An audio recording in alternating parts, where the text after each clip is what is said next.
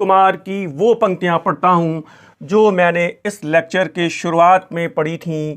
मैं तूफ़ानों में चलने का आदी हूँ, तुम मत राह मेरी आसान करो। मैं तूफ़ानों में चलने का आदी हूँ, तुम मत राह मेरी आसान करो। और आज गोपाल दास नीरज की कुछ विशेष पंक्तियाँ मैं आपके लिए लेकर उपस्थित हूँ।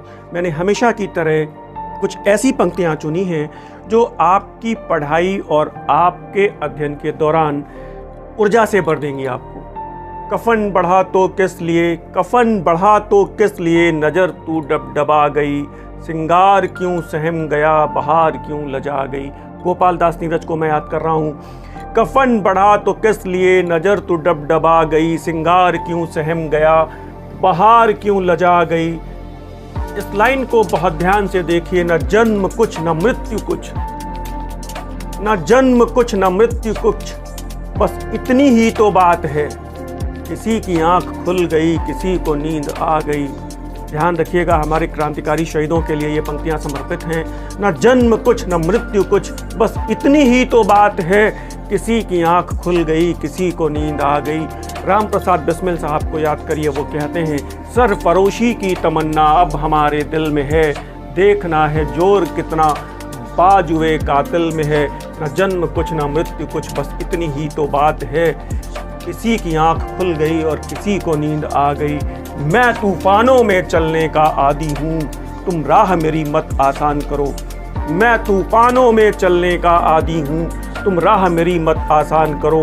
हैं फूल रोकते कांटे मुझे चलाते, हैं फूल रोकते कांटे मुझे चलाते, मरुस्थल पहाड़ चलने की चाह बढ़ाते, मरुस्थल पहाड़ चलने की चाह बढ़ाते।